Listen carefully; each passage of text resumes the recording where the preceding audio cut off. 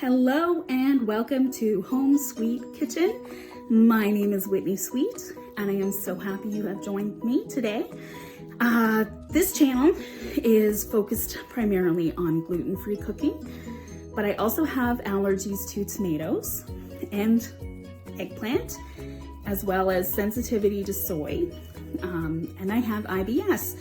So I avoid using things like garlic, onions, anything super spicy like jalapenos, let's say, legumes like chickpeas or brown beans, what else? Cruciferous vegetables like cauliflower or broccoli or cabbage, because we're trying to limit the amount of gas being produced in this little tum-tum here. So it's much more comfortable without it.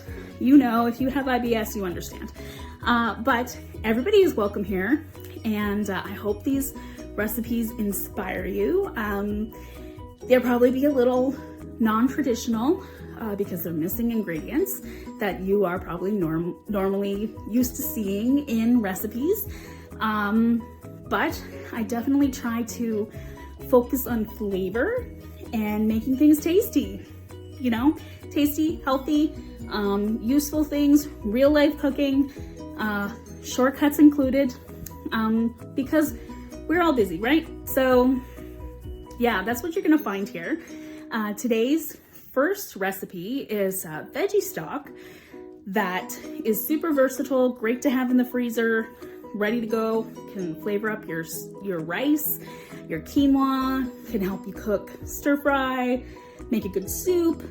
It's really handy to have around and super easy to make, and you can use things like your celery rumps and carrot tops in there to help you reduce waste and get the most for your money for your groceries. So I am glad you're here. I'm happy you're joining. And also keep in mind, if you have a food allergy you'd like to see a recipe for, I would be more than happy to try to make something for you. So send in your requests if you have them. All right, so we're gonna get started on that veggie stock. Almost forgot what we were making. Oh my goodness, I'm just starting out. Can't even remember my first recipe. Let's hope this goes well. Thanks for joining me, everyone. Okay, everyone, so as you can see, we're getting all set up for making our stock. So let's talk about the veggies we've got first. We've got 2 large carrots chopped, and everything is just roughly chopped. No big deal, doesn't have to be beautiful because you're gonna strain it out later anyway. Next we have some yellow pepper, it's about half a yellow pepper. We've got 2 ribs of celery, 1 parsnip, and about 5 cremini mushrooms. Next, olive oil. Over here we have green basil, some purple basil.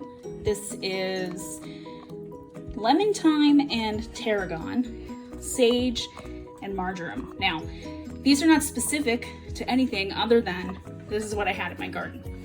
And since it's summertime, I picked some fresh herbs. If you don't have fresh herbs, that's totally fine. You can use dry herbs. Like here, for example, I'm gonna use some dry ones as well. So here we have bay leaves. I've got about 5. You're gonna be like, bay leaves, they don't do anything. Actually, bay leaves are delicious. They offer wonderful aroma and they taste good. Sometimes I just make like a little tea out of dry bay leaves and some hot water, and it's very relaxing and soothing. So they're definitely worth adding. Here we have Italian mix, dried herbs. This is 4 cloves, whole cloves. I'm putting this many because the first 3 I pulled out are kind of tiny, so I added a big one. Here we have some fresh ginger. This was actually in the freezer. It's not dried. You can add dried in if you want. Looks like there's a little piece of carrot on it from the cutting board. And here we have oregano and about 20 black peppercorns. Next, you will also be needing lots of water. This is about 8 cups. of water and a big pot. So as you can see, in the pot, we have some olive oil. So before you start making your stock, you do have a couple choices. The first is, do you want your stock to be dark or very clear? If you want dark, which is what I'm gonna go for today, you would like to, saute your veg, because this is the stage at which we're really gonna add some flavor. And if you sear the veg and get them a little bit caramelized, you're going to get more flavor than if you just put them in raw into the water. Both ways work. There's nothing right or wrong about either direction. This is just the choice I'm making this time. Next time I might want a lighter broth, who knows? So we're going to dump all our veggies in here. You hear them sizzling. We've got a couple stragglers who jumped ship. Okay.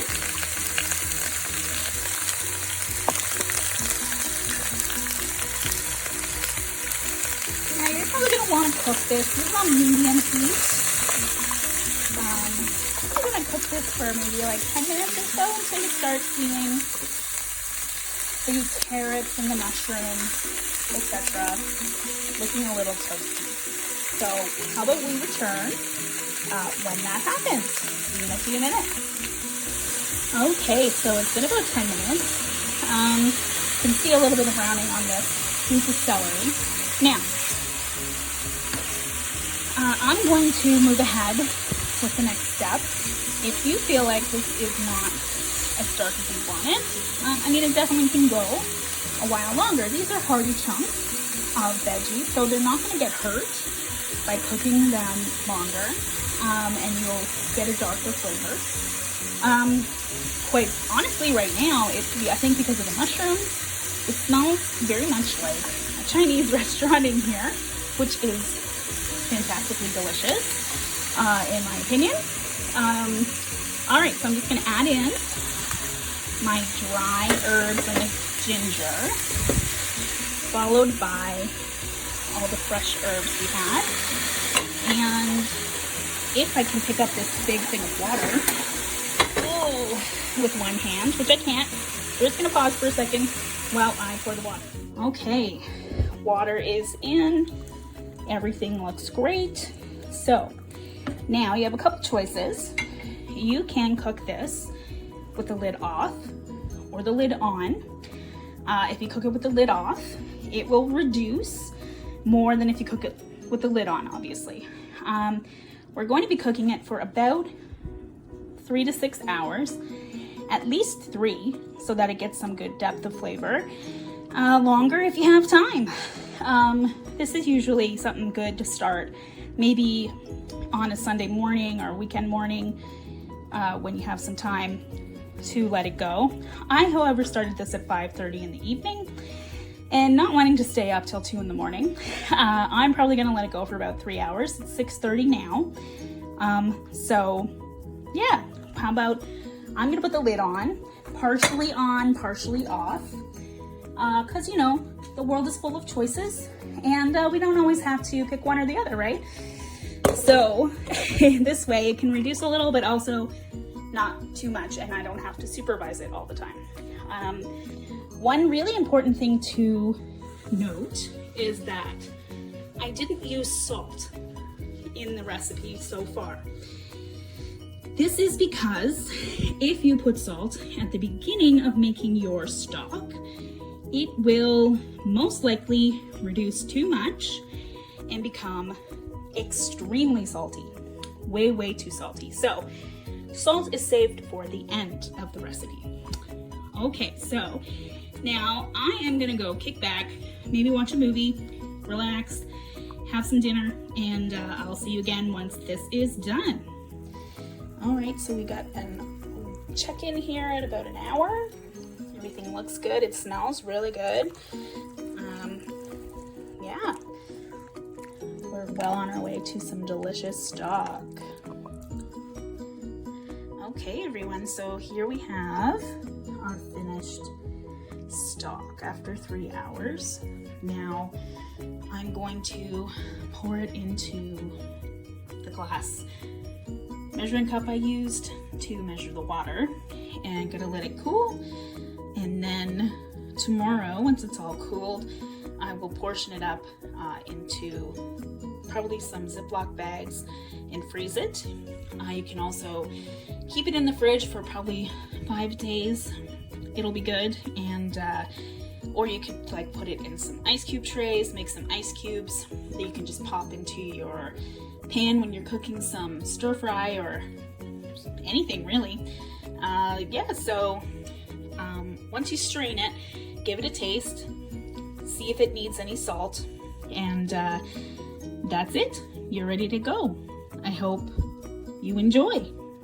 Thanks for joining me on Home Sweet Kitchen. Here's your final glimpse at the veggie stock, all strained, ready to go in the fridge, and just wait to make everything delicious. Super flavorful, nice rich color. I think it's gonna be great, guys. So let me know if you try out the recipe. I'd love to hear from you.